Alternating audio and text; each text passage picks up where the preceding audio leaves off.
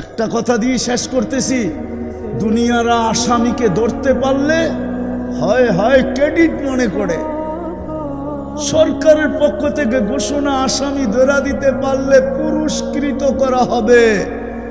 এটা হলো দুনিয়ার রীতি। ও যুবক, তোর আল্লাহ এখন ডাকতেছে, ওই যে প্রথম আকাশে এখন ডাকতেছে, হাল মিন মুস্তাগফির ফাগফির আলা। দুনিয়া আলারা মুজরিম আসামিকে ধরা কাঠগোড়ায় দাঁড় করায়, আর আমি ডেলি রাত্রে আসামিকে ডাইকা ডাইকা মাফ করি। তুই আসামি, আমি ডাকতেছি মাফ করার জন্য, এখন ডাকতেছে।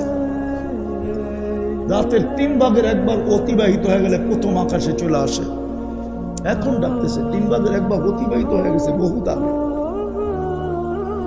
এখন ডাকতেছে হাল মিন মুস্তাগফির, চলেন তওবা করি। করবেন?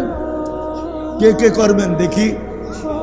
পাক্কা পাক্কা যুবক? তাইলে বলো আল্লাহ তওবা করলাম। মা বোনদেরকে বলি, ঘরের ভিতর থেকে বলেন আল্লাহ তওবা করলাম।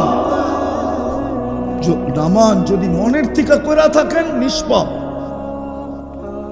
এই উম্মত তো তওবা না করলে আল্লাহ মাফ করে। সময় দেওয়ার সময় নাই, হাদিস শুনায়া দিতেছি, উলামা তরজমা শুনায়া দিবে। আল্লাহ তো এই উম্মতকে বলে, ফালাম্মা তায়াক্কানতা বিল বাওয়ার ওয়া যানানতা আন্নাকা মিন আহলিন নার মানাহতু ইলাইকা রিদওয়ানি ওয়াল্লাইতু ইলাইকা গুফরানি ওয়া কুলতু লাকা লা তাহজান গফারতু লাকা যুনুবা ওয়াল আওসার ওয়া লিআজলিকা সাম্মাইতু নাফসি আল আজিজুল গফফার।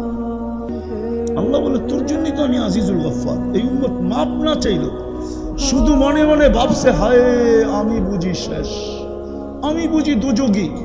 এই ভাবনা ভাবতে দেরি, আল্লাহ রেজার চাদর দিয়া ঢাকতে দেরি করে না, মাগফিরাতে ডুবাইতে দেরি করে না, ছুটা আইসা কুদরতি হাত পেটে বুলাইতে দেরি করে না, আর বলতে থাকে চিন্তা করিস না, তোর গুনাহ মাফ করে দিলাম, তোর জন্যই তো আমি আজিজুল গফফার।